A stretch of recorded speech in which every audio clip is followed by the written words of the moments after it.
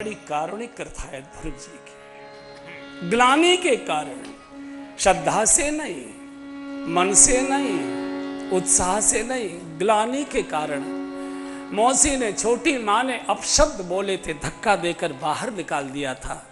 इस ग्लानि बहुत कारण आपने सुनी होगी, एक बार याद कर लो। भक्त चरित्र सुनने से अपने भीतर भक्ति के अंकुर उगते हैं। थोड़ी सी चर्चा करते हैं। हमारे देश के एक बड़े प्रसिद्ध राजा हुए उत्तानपाद। ये मनु महाराज के पुत्र थे, बड़े बेटे थे। उत्तानपाद और प्रियव्रत, ये दो बेटे थे, बड़े उत्तानपाद थे।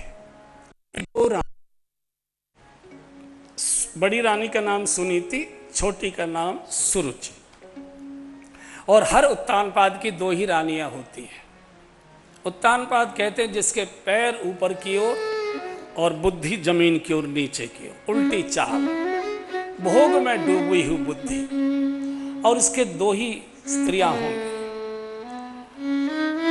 जो बड़ी रानी थी सुनीति, जैसा उसका नाम था, सुनीति माने नीति, सुनीति माने धर्म, सुनीति माने सत्य, सुनीति माने समर्पण, सुनीति माने सुमिरन, सुनीति माने मर्यादा। इसको राजा ने महल के बाहर कर दिया और जंगल में एक झोंपड़ी में वास दे दिया। गुजारे के लिए प्रतिदिन 1.25 सेर जौ जाते हैं राजभवन से, और 6 महीने में एक धोती, वर्ष में 2 मार्किन की सफ़ेद धोती, बस उसी में गुजारा करती है।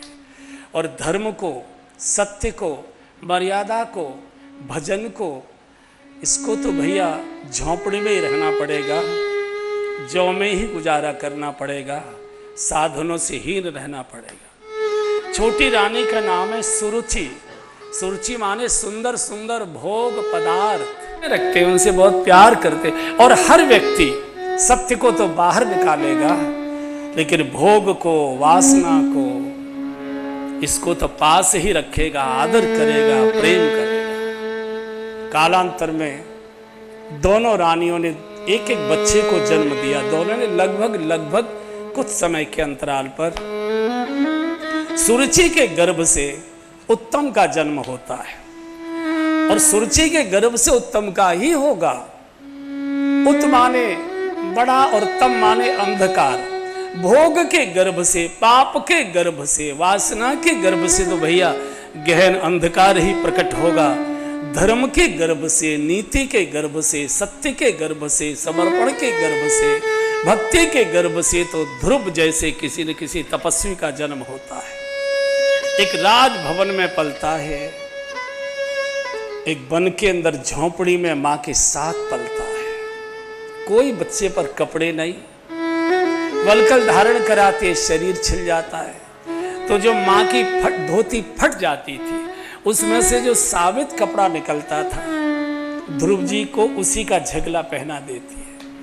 ध्रुव जी बचपन से बहुत समझदार थे, बहुत होनहार बिरवान के होत चीकने पात। ध्रुव जी बचपन से इस बात को जान गए थे कि मेरी माँ बहुत गरीब है, मेरी माँ पर कोई साधन नहीं है। इसलिए ध्रुव जी एक तो कभी रोते नहीं थे, बहुत समझदार थे। मैं रोऊंगा तो मेरी माँ को आंसू आएंगे, मैं अपनी माँ को कैसे रुलाऊं? मेरा पालन कर रही है, मुझे पूछेगी बोलो बेटा क्या चाहिए, और मेरी माँ कुछ देने लायक नहीं है। रोते नहीं थे, कभी खिलौना नहीं मांगा, कभी मिठाई नहीं मांगी। जैसे तैसे जौ की रोटी मिल जाती है, अरे जैसे तैसे अपनी धोती से कपड़ा निकाल कर मेरे वस्त्र बनाती है।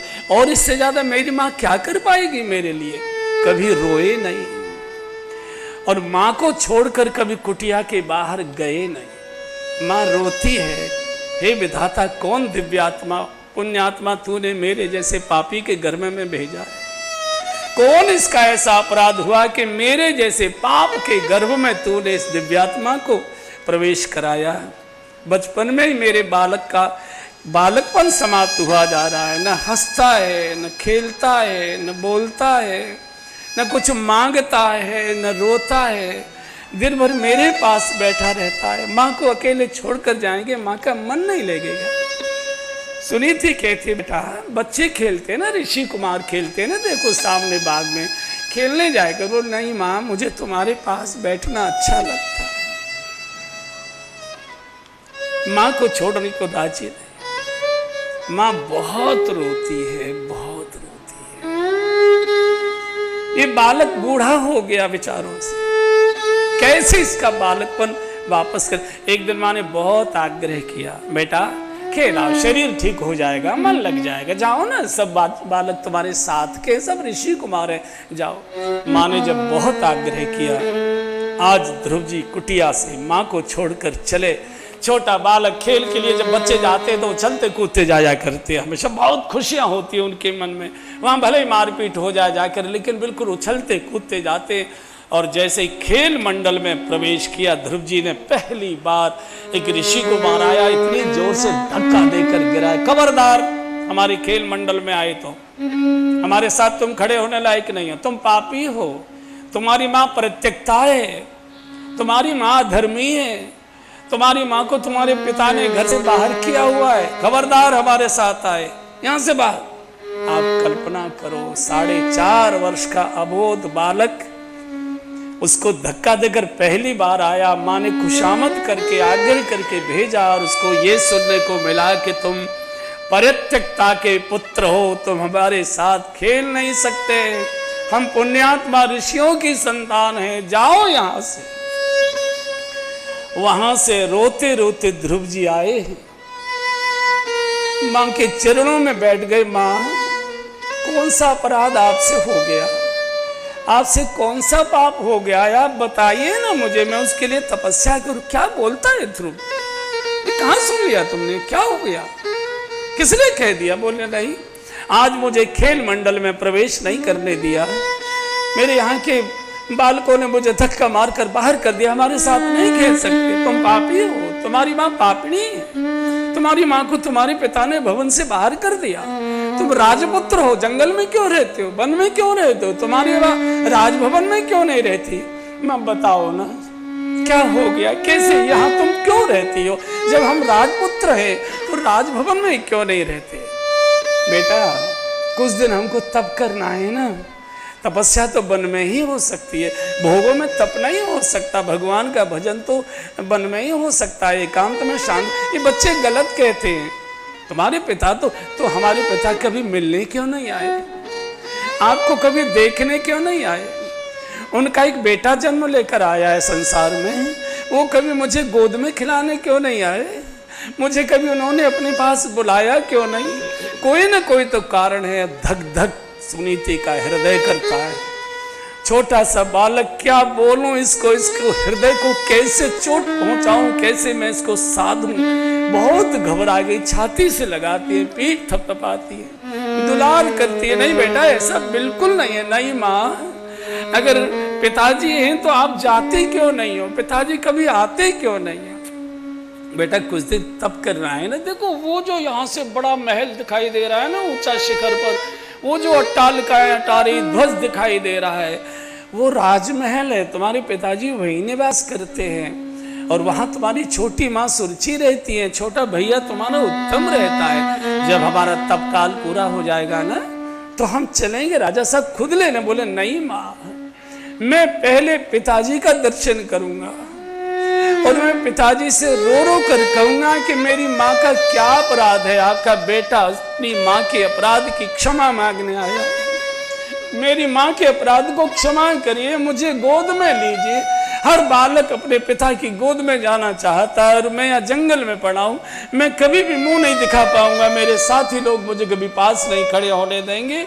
पहले जब मैं पिता का दर्शन करूं, उनकी गोद में बैठूं, तब आकर कहूंगा कि तुम झूठ बोलते हो, गलत कहते हो, मेरे पिताजी ने मुझे कितना लाड़ प्यार दुलार दिया है। सुनी थी तो घबरा गई। अगर बालक राजभवन गया और इसके साथ कोई दुर्व्यवहार हो गया, बचपन से ही बालक का हृदय टूट जाएगा, पिता के प्रति अश्रद्धा पैदा हो जाएगी। मैं नहीं चाहती कि मेरे बच्चे के मन में पिता के प्रति कुभाव आए, अश्रद्धा पैदा हो, एकदम मौन हो गई, जैसे पत्थर की मूर्ति बैठी हो। ध्रुव जी कंधा पकड़ते, हिलाते, माँ के मुख को चूमते, माँ की गर्दन से लिपटते, माँ बोलो ना, बोलो ना पिता के, मुझे उनके पास तक पहुंचाओ। बोले बेटा, मेरा अनुष्ठान है, मैं तो नहीं जा पाऊंगी, तुम सीधे इस रास्ते से जाओ और सुनो, पिताजी तुमको देखते ही दौड़ेंगे, अरे तुमको उठाकर कंधे पर बिठाएंगे, तुमको गोद में लेकर नृत्य करेंगे।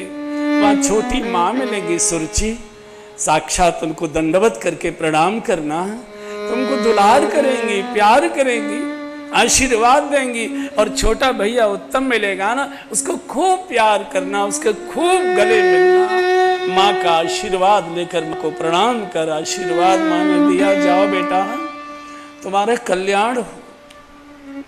गुमसुम बैठिए, हे विधाता मेरे बच्चे पर आज कृपा करना, बालक की बुद्धि को संतुलित रखना। छोटा बालक उछलता कूदता मनोती मनाए, आज पिताजी मिलेंगे, कितने खिलौने देंगे, कितने मिठाइयाँ देंगे, माँ कितना दुलार प्यार करेगी, छोटा भैया मिलेगा, आकर मैं साथियों को बताऊंगा कि देखो देखो मैं इतने खिलौने लेकर आया हूँ, मेरे पिता ने मुझे कितना लाड़ प्यार दुलार दिया है। चलते चलते राजभवन का द्वार आ गया। पीत वस्त्र माँ ने कन्नेर के पुष्प तोड़कर वो जो साड़ी में से कपड़ा निकाल कर झगला बनाया था, कन्नेर के पीले पुष्पों से रगड़कर बिल्कुल पीला मुनि वेश धारण कर दिया था। काले काले घुंघराले केशों को बहुत सुंदर जटाओं के रूप में चुटिया ऐसे ऊपर कर दी थी। गोरोचन का तिलक लगाया है, छोटी छोटी तुलसी की कंठी धारण कराई है। हंसता हुआ बालक, उछलता हुआ बालक राजभवन के द्वार पर पहुंच गया। राज द्वार पर द्वारपाल खड़े थे। जैसे ही बड़ी रानी के बच्चे को साधु वेश में, मुनि वेश में देखा, सब रो पड़े एकदम। सभी का मन करता है बच्चे को उठाए, कंधे पर बिठाकर नृत्य करें, लेकिन सुरुचि के भय से कोई पास आने को तैयार नहीं है। जिसको राजभवन में मणियों के प्रकाश में मखमल के गद्दों पर विचरण करना था, वो झोपड़ियों में फूस के आसन पर जौ की रोटियों से गुजारा, उतरे हुए वस्त्र से अपने शरीर को ढकता है। कैसा ही विधाता तेरा नियम है। जाते ही दोनों हाथ जोड़कर द्वारपालों को प्रणाम किया है। मैं सुनीति का बेटा ध्रुव आपको प्रणाम करता हूँ। सभी द्वारपाल फूट पड़े, आंसू रोक नहीं पाए, हिलकी भर गई। इतने में एक बूढ़ी सेविका आ गई बाहर। माँ मेरे प्रणाम स्वीकार करो, मैं सुनीति रानी का बेटा हूँ, मेरा नाम ध्रुव है। मेरी माँ ने कहा है कि तुम्हारे पिताजी इस राजभवन में रहते हैं, मुझे पिताजी का दर्शन करा दो, मुझे मेरे पिताजी से मिलवा दो। बूढ़ी दासी के स्तनों में दूध आ गया, जैसे मेरा बालक मेरे सामने आ चुका हो। मन करता है उठाकर से छाती से लगाऊं, मुख चुम्बन करूं, दुलार करूं। अरे कैसा अभागा राजा है। हर पिता अपनी आंखों से अपने जीवन में अपने पुत्र का मुख देखना चाहता है कि मेरे आंगन में मेरा बेटा आए। और आज पुत्र इस बाप को कहने आया है कि मैं अपने पिता को मिलने आया हूं, पिता को देखना चाहता हूं।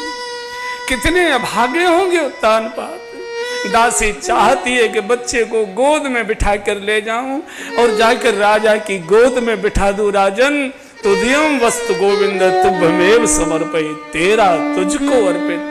लेकिन सुनीति के भय के कारण एकदम स्पर्श भी नहीं करती है। सब लोग डरे डरे।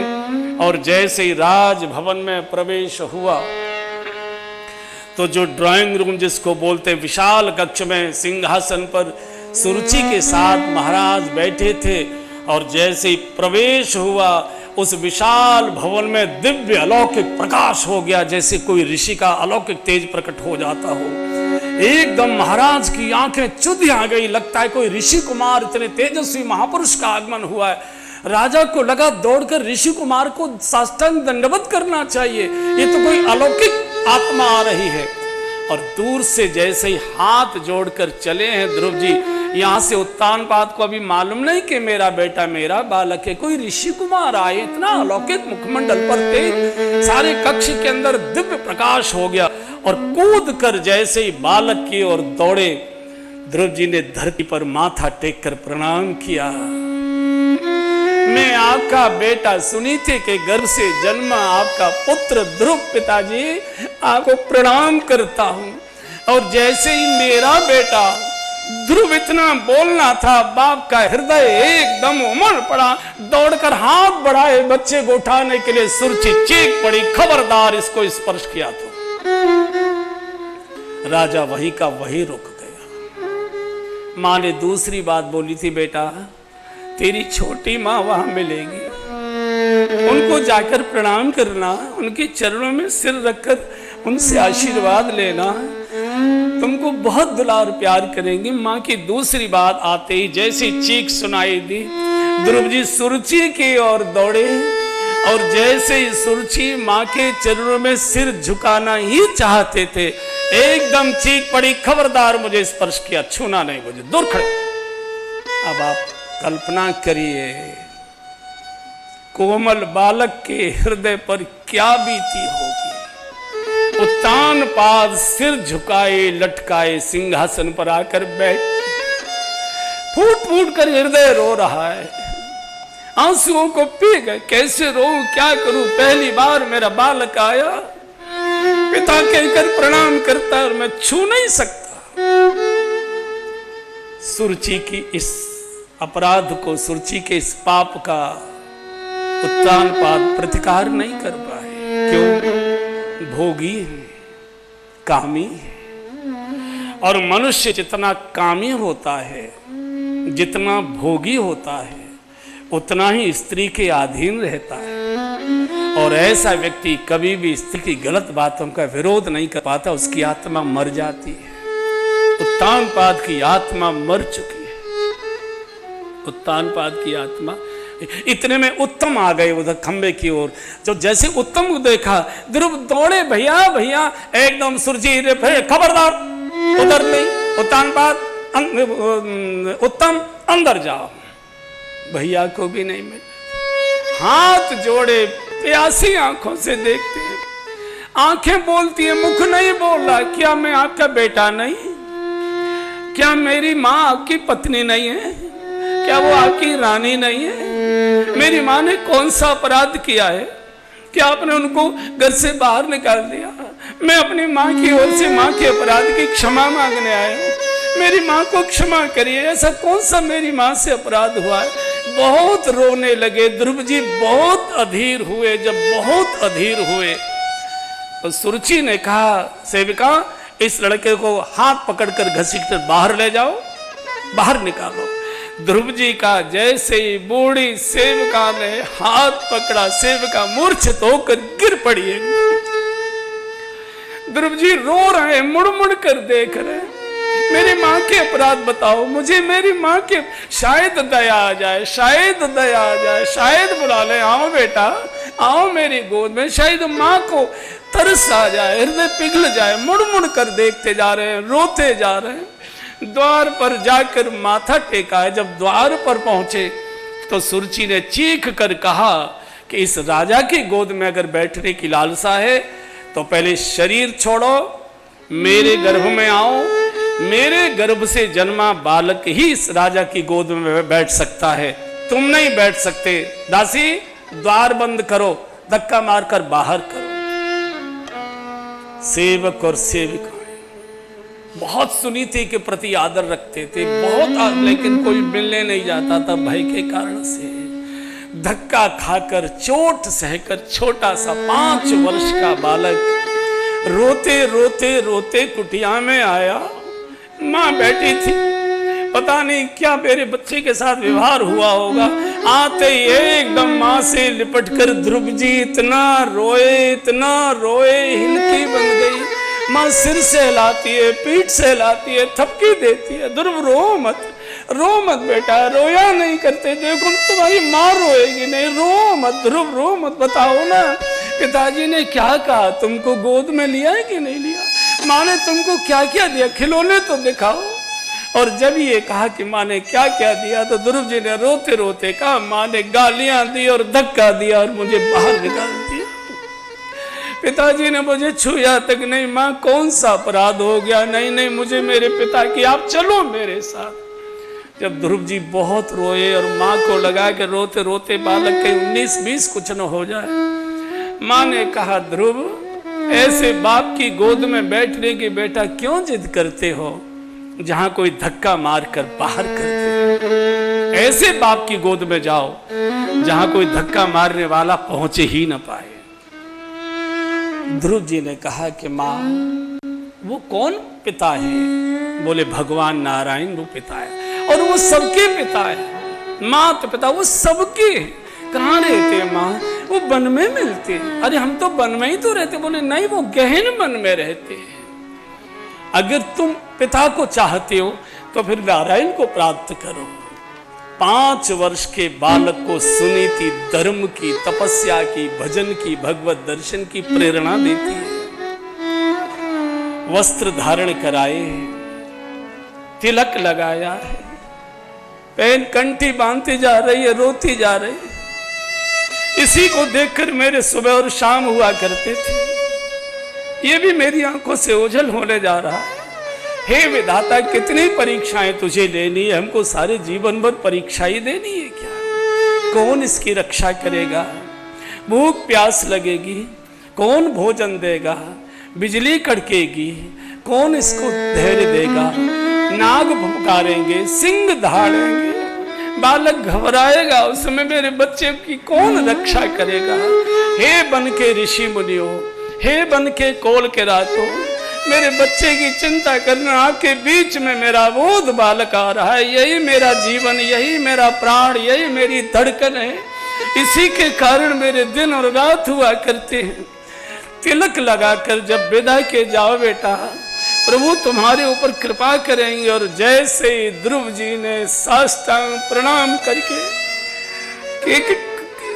सुनीति के चरणों में शीश रखकर कहा, मां मेरे प्रणाम स्वीकार करो, मुझे आशीर्वाद दो, प्रभु का मुझे दर्शन हो। एकदम उठा लिया, बहुत देर तक छाती से लगाए। जाओ बेटा, प्रभु कृपा करें। छोटा सा बालक धीरे धीरे वन में, गहन वन में प्रवेश कर गया। जब तक दिखाई दिया, सुनीति द्वार पर खड़ी खड़ी रोती रही। दिखाई देना बंद हो गया। आज के बाद सुनीति ने सवा सेर जो पक्षियों को डालना शुरू कर दिया। मेरा बालक वन में भूखा प्यासा, मैं भोजन कैसे कर पाऊं? रोटी का टुकड़ा बिना बच्चे के मेरे मुख में जाएगा कैसे? दिन रात नारायण का जप करती है। मैं प्रभु बच्चे की कठोर परीक्षा नहीं लेना, शीघ्र कृपा करना। गहन वन में पहुंचे, नारद जी आ गए सामने से। बालक, अरे कहाँ जा रहे हो? आगे मत जाना, आगे मत जाना। बहुत बड़े बड़े जानवर हैं, राक्षस है, मार डालेंगे। नाग है, अजगर है, सिंह है। बाबा ये अमंगल भाषा मत बोलिए ना, मेरा कोई कुछ कर नहीं पाएगा। चलते समय मेरी माँ ने अपने दोनों हाथ मेरे सिर पर रखकर आशीर्वाद दिया था, बेटा तेरा सब मंगल ही मंगल करेंगे, तेरा कोई अमंगल नहीं कर सकेगा। मेरी माँ का आशीर्वाद मेरे पास है, और जिसको अपनी माँ का आशीर्वाद मिल गया उसको किसी दूसरे आशीर्वाद की आवश्यकता ही नहीं। माँ का आशीर्वाद अमोघ होता है। जानकी जी ने भी हनुमान जी को यही आशीर्वाद दिया था। आशीष दीने राम प्रिय जाना, आशीष दीने राम प्रिय जाना। सब गाइए। हो तात बलशील निधाना, हो तात बलशील निधाना। अजर अमर गुण निधि सुत हो, अजर अमर गुण निधि सुत हो। करही बहुत रघु नायक छोहु, करही बहुत रघु नायक छोहु। अष्ट सिद्धि नवनिधि के दाता, अष्ट सिद्धि नव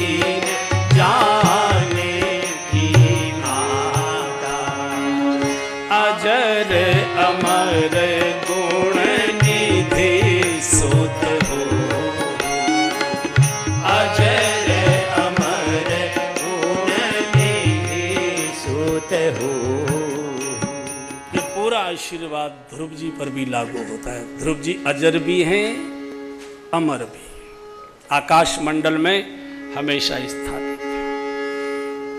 तो नारद जी ने कहा अंदर आगे न जाओ। बोले नहीं बाबा, आप साधु हैं, आप मुझे बड़े ऋषि लग रहे हैं, आप हैं कौन?